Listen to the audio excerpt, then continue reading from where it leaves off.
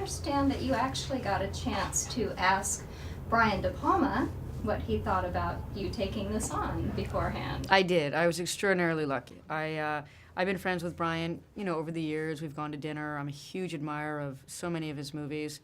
And, when the MGM came to me, John Glickman, who's great, gave me the opportunity, I wanted to check in with Brian because I feel respect for other directors, and, I just want to make sure he would feel okay about it. So I emailed him, and he asked me to Skype with him, so we had an amazing Skype session, and he was great.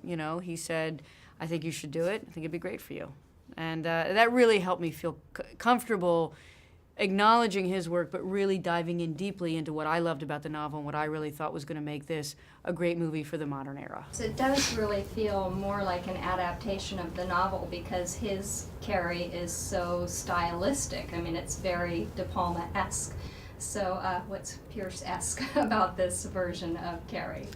Well, a couple things. I think the first thing is I knew it needed to be entirely modern, and I think if you look at my movies, they're so grounded in a kind of reality that I was going to pull from the real world and make sure that you saw that threaded throughout. I think the second thing is I love Carrie.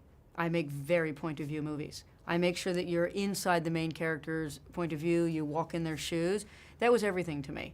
In rewriting the script, making sure that we were in there with her and casting it, making sure that we had a beautiful young actress who's talented, who's going to make you fall in love with her, care about her, want to take her under your wing. I saw very clearly that the mother-daughter relationship, that was the heart and soul of this movie. I added a new scene in the beginning, which I don't want to give away, that's about the mother and the daughter, and it starts that love affair, and it starts that duel from minute one, and that thing is escalating all the way through until it reaches the climax, and hopefully I was able to push that climax even farther, because again, they love each other, but they're at each other's throats, and that's exciting. Yeah.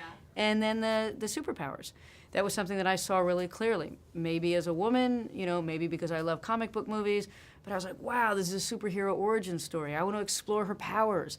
I want to see how she gets to use them and how she's successful at them, but then she loses control, so that I have the most amount of suspense and excitement going to that prom, which is what's going to happen when those powers come out.